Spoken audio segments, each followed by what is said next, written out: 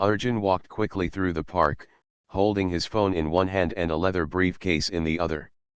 The afternoon sun was soft, but his face showed no sign of enjoying it. He had just left a long meeting and was thinking about numbers, business deals, and another appointment waiting for him. His life always moved fast but not in a way that made him happy. The park was almost empty. A few children played near the swings, and some old men sat talking under a tree. As Arjun passed a quiet bench, he noticed a small girl sitting there alone. Her school uniform was neat but faded, and the strap of her school bag was torn. She was swinging her legs slowly, as if she had nowhere important to go. Arjun paused.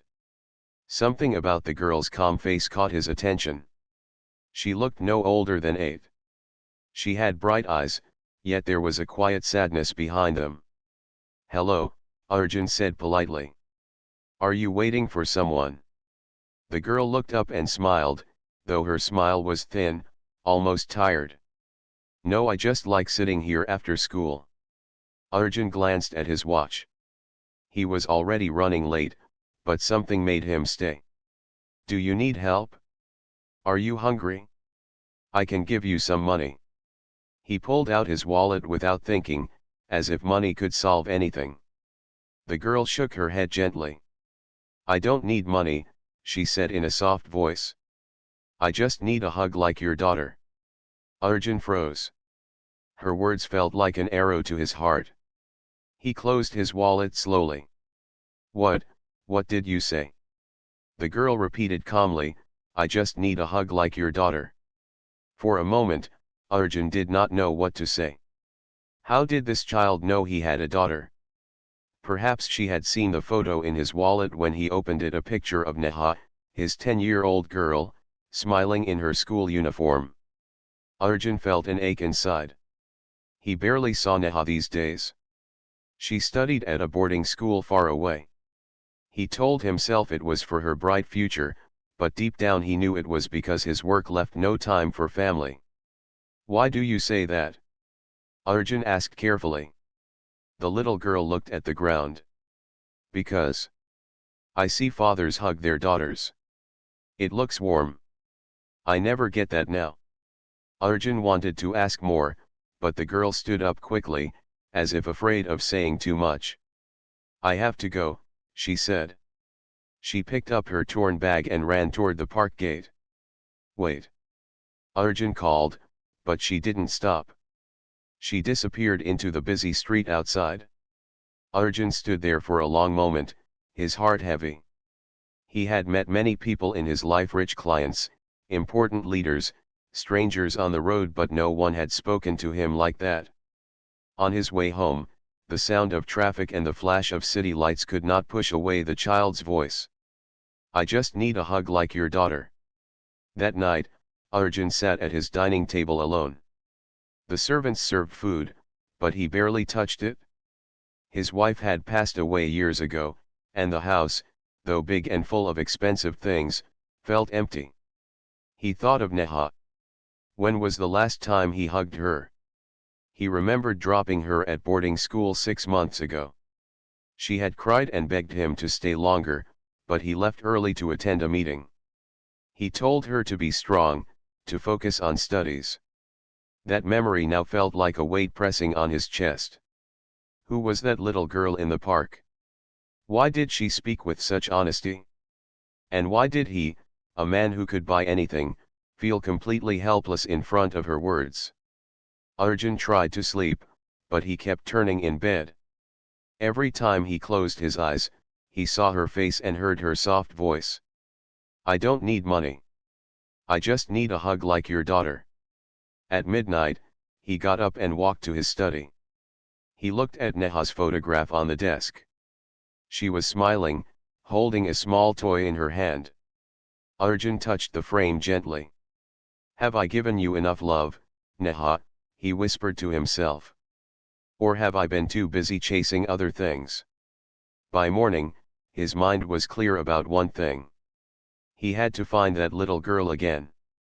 Not because she needed help, but because she had reminded him of something he had forgotten. The next day, After finishing his work early, Arjun returned to the park. He searched every bench, every path, but the little girl was nowhere to be found. He asked the old men sitting under the tree. They had seen many children, but no one matched her description. Arjun decided he would not give up. He would come again the next day, and the day after that if needed. He had to know who she was. He had to know why her words had shaken him so deeply. As the sun set, Arjun left the park slowly, his heart full of questions. For the first time in years, business meetings and deals didn't seem so important. Something more precious was calling to him, something he could not buy with money. The sun had barely risen when Arjun returned to the park. He wore no suit today, just a plain shirt. He told his driver to wait outside and walked in slowly, scanning every corner. The benches were empty except for a few schoolboys running past, and the swings creaked softly in the morning wind. He walked to the same bench where he had first seen the little girl. No one was there. For the next 2 hours, Arjun circled the park, stopping to ask strangers, "Do you know a little girl about 8 years old? Thin, with a school uniform?" Most shook their heads. One fruit seller said he saw many children passing but could not remember her. An old gardener said, "Sometimes children sit here after school. Come later, maybe you'll see her." Arjun waited until afternoon, but she never appeared. He felt an unusual restlessness inside, a feeling he had not known in years. His world had always been made of fixed schedules, sharp decisions, and quick answers. But this was different. He could not control it. He could not simply order someone to bring her to him. As evening approached, Arjun left the park with a heavy heart. Yet he promised himself silently, "I will come again tomorrow." That night, the grand house felt emptier than ever. The marble floors echoed with his footsteps. The servants moved quietly, afraid to disturb him. At dinner, Arjun barely ate a few bites. He sat alone in the living room, staring at Neha's photo on the wall. His daughter was smiling brightly, but Arjun felt ashamed. He thought of how many birthdays he had missed because of work, how many bedtime stories he had skipped, and how often he told her, "I'm busy, maybe next time." In his study, Arjun opened a small drawer and found old letters Neha had written from boarding school. In one, she had drawn a picture of herself holding his hand. Beneath it she had written in shaky handwriting, "Papa, I miss you. I wish you were here." Arjun felt a lump in his throat. He whispered, "I miss you too, Neha. I'm sorry I forgot what matters most." Sleep would not come that night. The little girl's voice echoed in his ears again and again, "I don't need money. I just need a hug like your daughter." Why would a child say that to a stranger? What pain was she hiding behind those calm eyes? Arjun tossed and turned, remembering the way she had run away so quickly. She wasn't asking for help, she was asking for love, something rare in a world full of noise and money. At dawn, unable to stay still, Arjun returned to the park again. The air was fresh and cool. A few children walked to school with lunch boxes in their hands. He waited on the same bench, his eyes scanning every face. Hours passed. No sign of her. Finally, he approached a small tea stall near the park gate. An old man sat there pouring tea into clay cups. "Excuse me," Arjun said. "Do you see children around here often?" The tea seller nodded. "Yes, many pass by." "Why?" "I'm looking for a little girl," Arjun explained, describing her clothes and torn bag. The old man thought for a moment. "Ah, I think I know the one. She sometimes comes here after school. Sits on that bench and eats a piece of bread." Arjun's heart leapt. "Do you know where she lives?" The tea seller shook his head. "No, Sahib. She leaves quickly every time. Maybe you'll see her if you wait this evening." Arjun smiled politely and thanked him. He decided he would not leave the park until he saw her again. The day dragged on. He bought tea from the old man and sat quietly, ignoring calls from his office. His assistant kept sending messages, "Sir, urgent meeting at 3 p.m." but Arjun did not reply. For once, business could wait. As the sun dipped low, Arjun finally saw her. The same little girl, walking slowly through the park gate, holding her torn school bag. She sat on the bench, unwrapping a small packet of food. Arjun approached carefully, not wanting to scare her. "Hello again," he said softly. The girl looked up, surprised. "Oh, it's you. I came yesterday, but you weren't here," Arjun said with a gentle smile. "I wanted to talk to you. May I sit?" She hesitated, then nodded. Arjun sat beside her. "What's your name?" "Ronnie," she said quietly. "That's a beautiful name," Arjun said. "Do you come here every day?" "Sometimes," Ronnie replied. "After school?" Arjun wanted to ask about her parents, her home, but he could see from her eyes that she didn't want to talk about it. So instead, he said, "You know, yesterday you told me something that I can't stop thinking about." Ronnie looked at him curiously. "You said you don't need money," Arjun continued. "That you just need a hug like my daughter. Why did you say that?" Ronnie lowered her head. I just see other kids with their fathers. They hold hands, they laugh. It looks nice." Arjun felt his chest tighten. He wanted to hug her right there, but she suddenly stood up as if afraid. "I have to go," she said quickly, walking away. "Wait, Ronnie." Arjun called, but she kept running until she vanished around the corner. Arjun sat there in silence. She was clearly hiding something, but what? He knew one thing for sure: he could not let her disappear again. The next day, Arjun returned to the park much earlier than before. He chose a spot under the big banyan tree where he could see the entire path clearly. He had made up his mind today he would not let Ronnie slip away without knowing who she was and where she came from. Hours passed slowly. He watched children walk home from school, their bright uniforms glowing in the sunlight. Parents waited for them near the gate, holding snacks and water bottles. Arjun felt a pang in his heart as he imagined Neha walking out of school, looking around for him, and not finding him there. Finally, just as the afternoon sun turned golden, he saw her. Ronnie walked into the park, holding the same torn bag. She sat on the same bench and unwrapped a piece of bread again. Arjun waited until she started eating, then walked toward her calmly. "Hello, Ronnie," he said softly. She looked up, surprised but not afraid this time. "Oh, it's you again. I told you I would come back," Arjun smiled gently. "May I sit with you?" Ronnie moved aside a little to make space. "I was worried about you yesterday," Arjun said. "You ran away so fast. Is everything okay?" Ronnie nodded quickly. "Yes, I had to go home." "Do you live nearby?" Arjun asked carefully. Ronnie hesitated. "Yes, not far." Arjun didn't want to push her too hard, so he changed the subject. "That bread looks nice. Did you make it?" Ronnie smiled faintly. "No, my grandmother made it. She says it's better than anything you can buy." Arjun nodded, trying to hide his curiosity. So she lived with her grandmother, but where? He decided not to ask again, at least not yet. They talked for a few minutes about her school, her favorite subject, and the big banyan tree she liked to climb. But when Arjun mentioned parents, Ronnie's smile faded, and she looked away. Before he could say more, Ronnie stood up suddenly. "I have to go now," she said.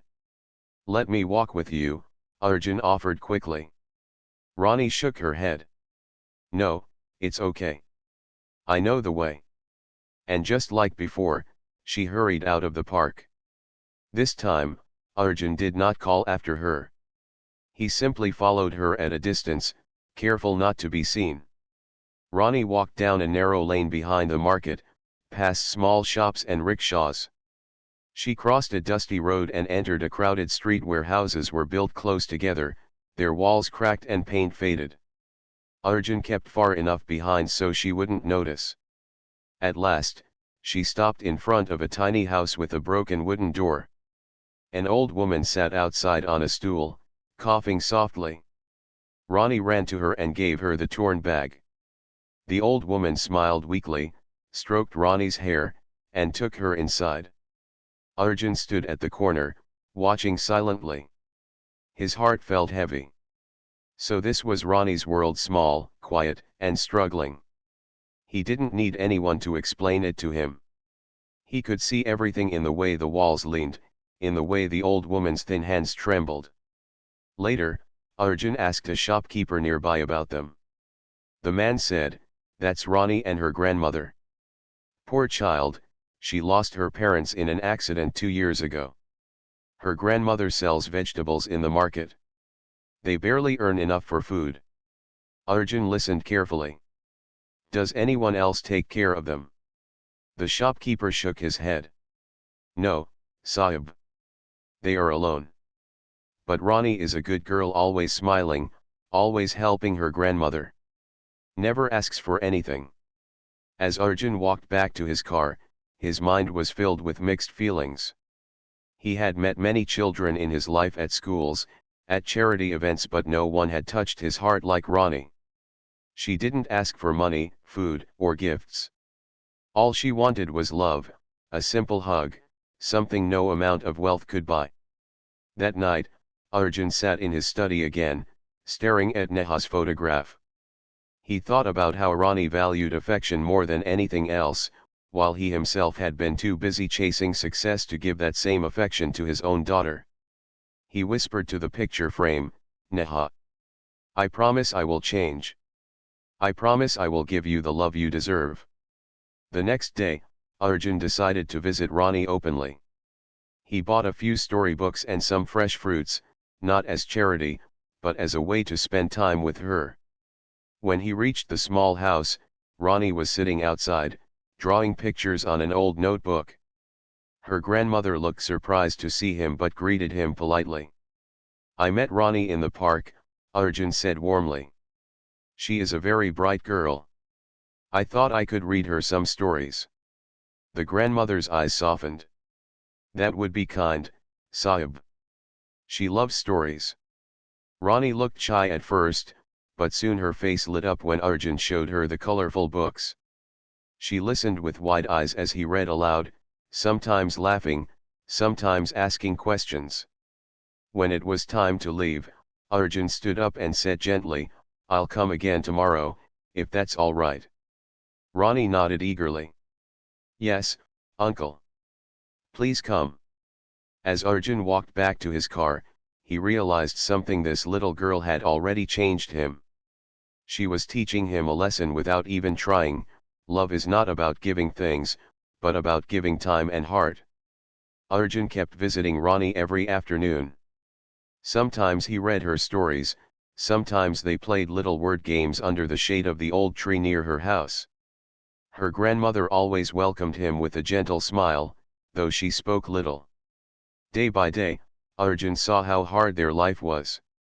The roof leaked when it rained. The door barely closed. The old woman often coughed, hiding it so Ronnie wouldn't worry. Yet the little girl never complained. She washed dishes, swept the floor, and even helped her grandmother sort vegetables for the market. Arjun's heart grew heavy, but he made sure never to show pity. He didn't want Ronnie to feel like an object of charity. Instead, he gave her something she really wanted: his time, his attention, and sometimes a warm hug before he left.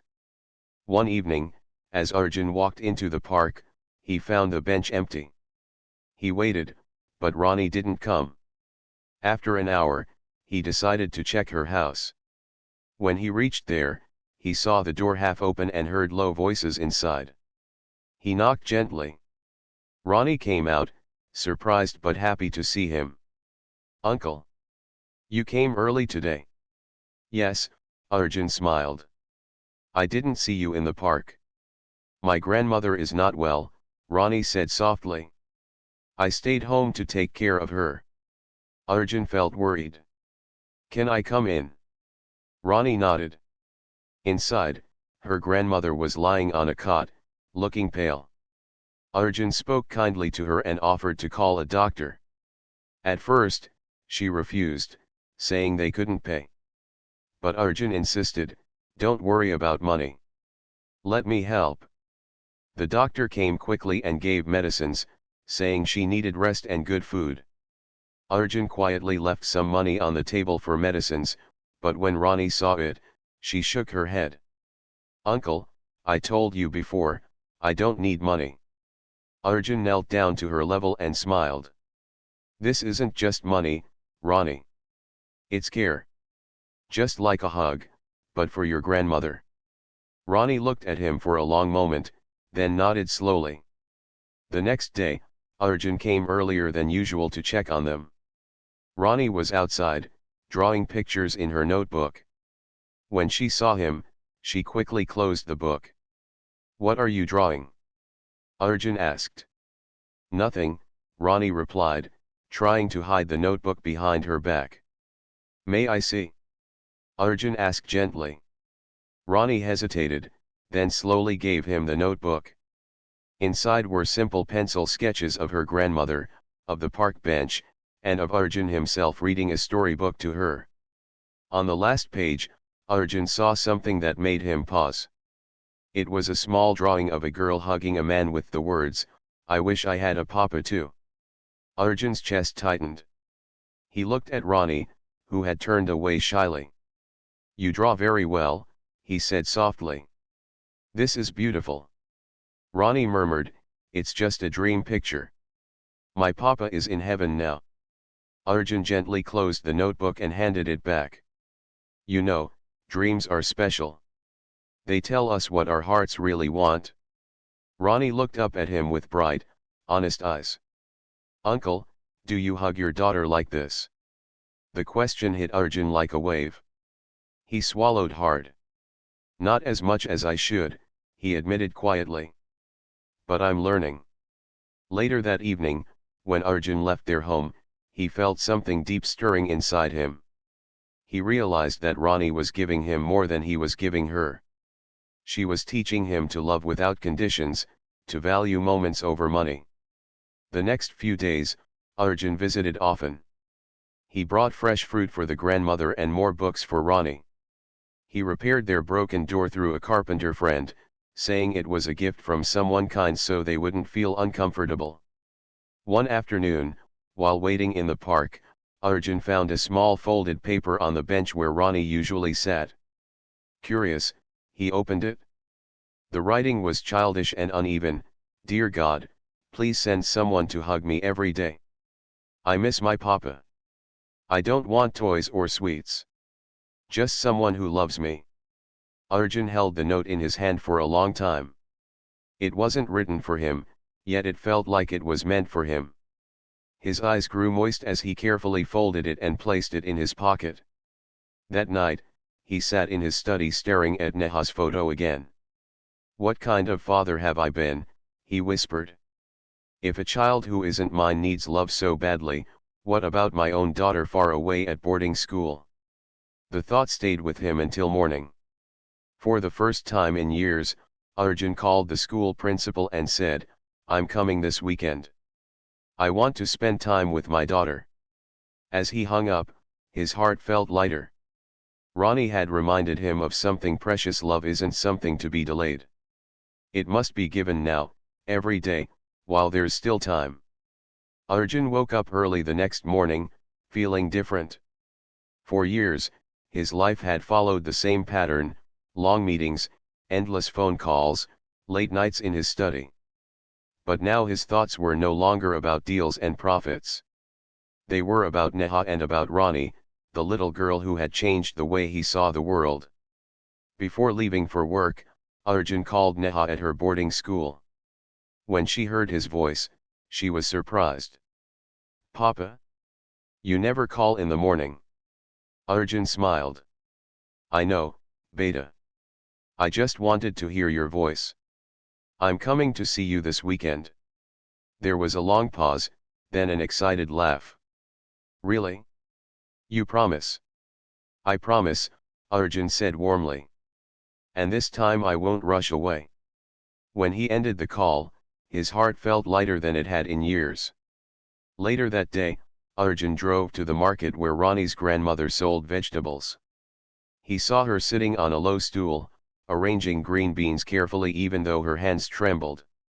Arjun approached politely. Namaste, Maji, he said respectfully. How are you feeling today? She gave a tired smile. Better, Sahib. The medicine helped. Thank you. Don't thank me, Arjun said. I just want you and Ronnie to stay healthy. Ronnie arrived soon after school, running up to hug her grandmother. When she saw Arjun, her face lit up. Uncle! You came again. Yes, Arjun chuckled. And I brought something for you. He handed her a small box of crayons and a fresh drawing book. Now you can make more pictures. Ronnie's eyes sparkled as she opened the box. Thank you. I'll draw both of you together, she said, pointing at Arjun and her grandmother. As the day went on, Arjun stayed near the stall, helping customers pick vegetables, joking with the children who passed by. It was a simple thing, but it gave him more joy than any high-class meeting ever had. While he worked, he kept thinking about how much love and courage lived in this little family. They had almost nothing, yet they shared everything. Ronnie never asked for sweets, toys, or clothes. She only wanted people to spend time with her. That evening, Arjun drove Ronnie and her grandmother home. On the way, he stopped by a fruit shop and bought fresh apples and bananas. These will keep you strong, he said with a smile. When they reached the house, Arjun noticed the broken roof again. It leaks when it rains, Ronnie explained softly. We use buckets. Arjun made a note to himself to get it repaired without making them feel uncomfortable. He didn't want to hurt their pride, he wanted to help with love, not charity. The next few days, Arjun visited regularly. He told stories from his childhood, made Ronnie laugh with silly riddles, and sometimes just sat with her grandmother to keep her company. In those quiet moments, Arjun realized something he had forgotten for years: love grows when you give your time, not when you spend your money. On Friday evening, Arjun packed his car to visit Neha at boarding school. But before leaving, he stopped by Ronnie's house to say goodbye. Uncle, are you going away? Ronnie asked, her face a little sad. Only for 2 days, Arjun said kindly. I'm going to see my daughter. But I'll come back. Ronnie smiled faintly. Will you hug her too? Like you hug me? Arjun felt a lump in his throat.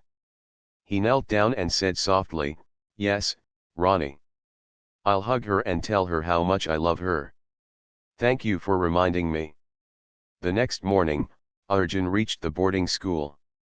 When Neha saw him at the gate, she ran to him with tears in her eyes.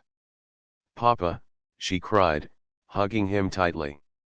Arjun held her close and whispered, I missed you, beta. I'm sorry for not coming sooner. They spent the whole day together eating at a small restaurant, walking in the school garden, laughing at silly jokes. Arjun didn't check his phone once. He realized that true happiness wasn't in big achievements but in small, loving moments. On his way back home Sunday evening, Arjun thought of Ronnie. He remembered the little note she had written to God, asking for hugs instead of gifts. He decided that when he returned, he would do more for her grandmother quietly, without making them feel like he was just giving money. That night, back in his study, Arjun looked at Neha's picture again. But this time, instead of guilt, he felt hope. He was changing, and it was because of a little girl who simply wanted love. The winter wind blew gently through the quiet streets as the evening lights flickered on. Rania sat near the small tea stall with her scarf tightly wrapped around her head. Her cheeks were red from the cold, but her smile was still warm. She waited for Ahmed, who had promised to meet her after visiting the hospital. Across the road, Ahmed stepped out of the car. He looked tired, but his eyes shone with determination. The day had been long meetings, calls, and another visit to the orphanage, yet his heart felt lighter than ever. As soon as Rania saw him, she waved with excitement. "Uncle Ahmed," she called, her small voice rising above the wind. Ahmed smiled, crossed the road, and sat beside her. "You are early again. Don't you ever get tired of waiting for me?" Rania shook her head. "No. You always come, so I like waiting." Her words touched Ahmed deeply. He had never thought much about waiting before. In his world of business, time was money, and every moment was counted in profit. But this little girl, with nothing to give but her heart, showed him that waiting for someone was also a way of showing love. "Did you eat today?" Ahmed asked gently. Rania nodded. "Yes. Auntie at the stall gave me some bread. She said I'm getting thin like a stick." Ahmed chuckled softly. "Well, we can't have you turning into a stick. Come, let's have some warm soup." They shared a simple bowl of hot soup at the stall. Ahmed watched as Rania carefully broke the bread into small pieces and dipped them into the bowl. She ate slowly, like it was the most precious thing in the world. "Rania," Ahmed said after a pause, "I went to see the orphanage today. They are willing to take you in. You'll have warm clothes, food, and other children to play with." Rania looked up at him. "Will you come to see me there?" "Of course," Ahmed replied quickly. "I'll visit every week." She smiled, but it was a small smile, not the bright one he loved. "It sounds nice," she said softly. Ahmed could see the conflict in her eyes. She wanted comfort, but she was also scared to leave the streets she knew. The world of polished floors and soft beds was foreign to her. As they finished eating, Ahmed got a call from his assistant. "Sir," the assistant said, "the investors are asking about the charity fund. They're impressed with your decision to support the orphanage." Ahmed looked at Rania as he answered, "Tell them it's not just charity. It's family." That night, Ahmed drove Rania to his house again because the cold was too harsh for her to sleep outside. His big home felt less empty when she was around. His daughter, Mira, was returning from her school trip tomorrow. He wondered how Rania and Mira would meet. Would they like each other? The next morning, Mira arrived home. She ran into the living room, excited to see her father after many days. But then she noticed Rania sitting quietly near the fireplace, holding a cup of tea with both hands. "Who is she?" Mira asked curiously. Ahmed knelt down beside his daughter. "This is Rania. She's a friend of mine." Rania stood up nervously and smiled shyly. "Hello," she whispered. Mira tilted her head. "Do you like dolls?" Rania shook her head. "I never had one." Mira's eyes widened. "Never? Wait here." She ran to her room and returned with a soft, old doll. "Here. You can have this. She's my favorite, but I think she'll like you too." Rania took the doll carefully, as if it was made of glass. "Thank you," she said softly. Ahmed's heart swelled as he watched his daughter share something precious without hesitation. It was a moment he would never forget.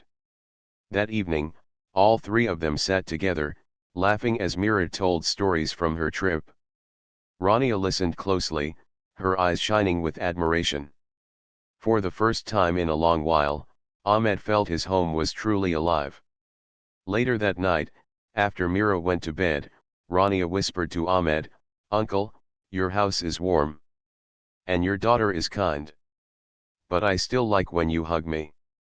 It makes me feel safe." Ahmed bent down and hugged her tightly. "You will always be safe with me, Rania." always. At that moment, Ahmed realized something.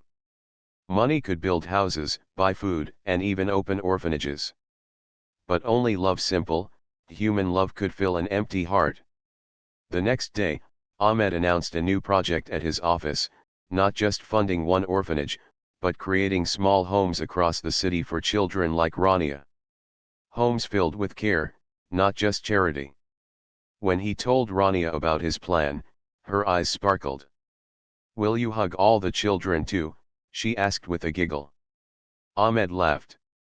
"I'll try, but my arms might get tired."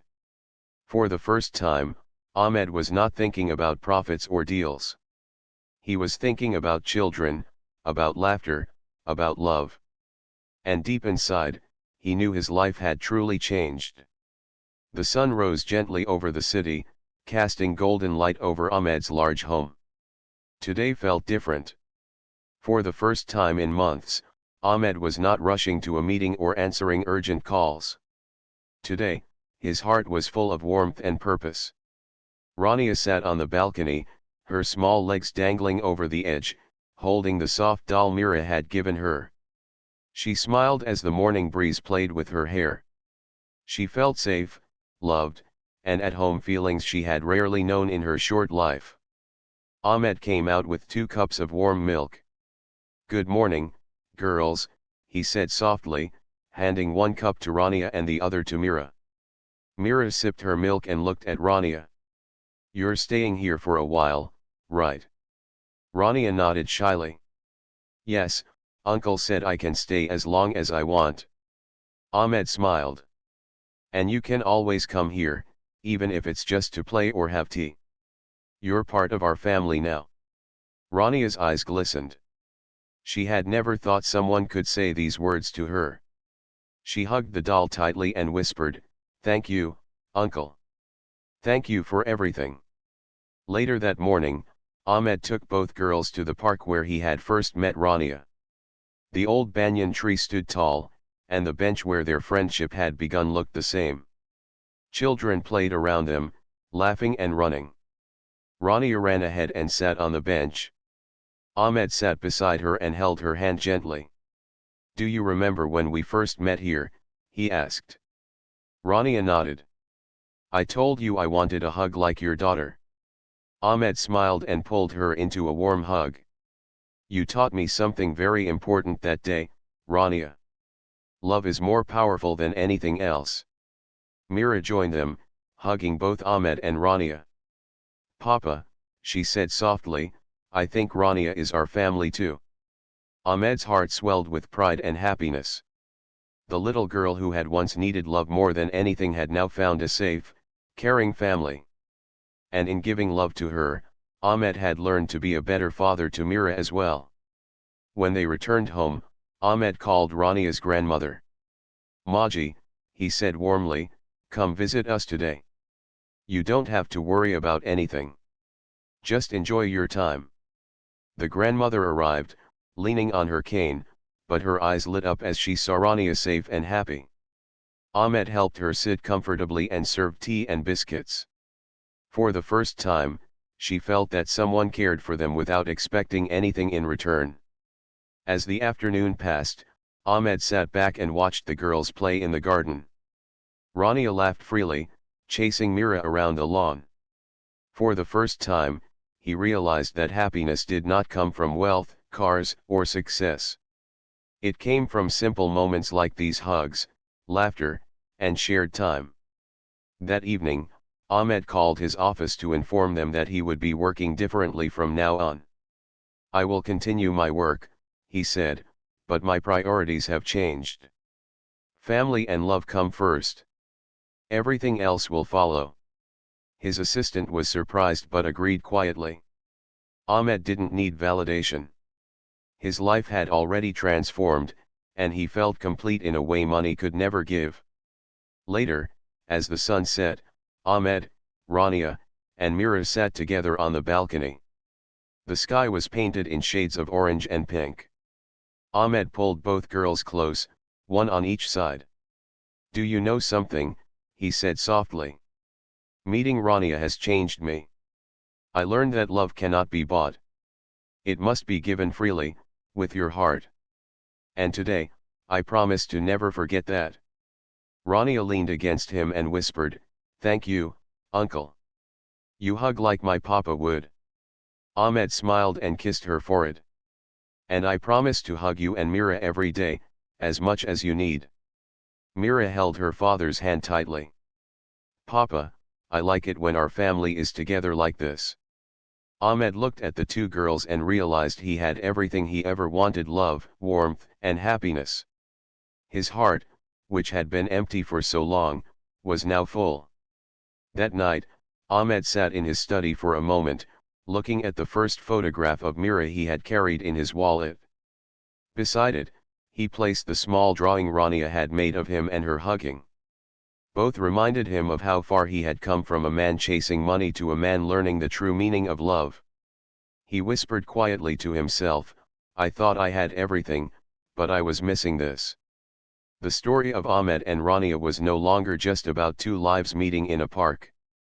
It was about love transforming hearts, teaching lessons of kindness, and creating a family where no one felt alone. And as the lights dimmed in the house that night, all three, Ahmed, Mira, and Rania, slept peacefully, wrapped in warmth, love, and a sense of belonging. The new beginning had arrived, and it was brighter than anyone could have imagined.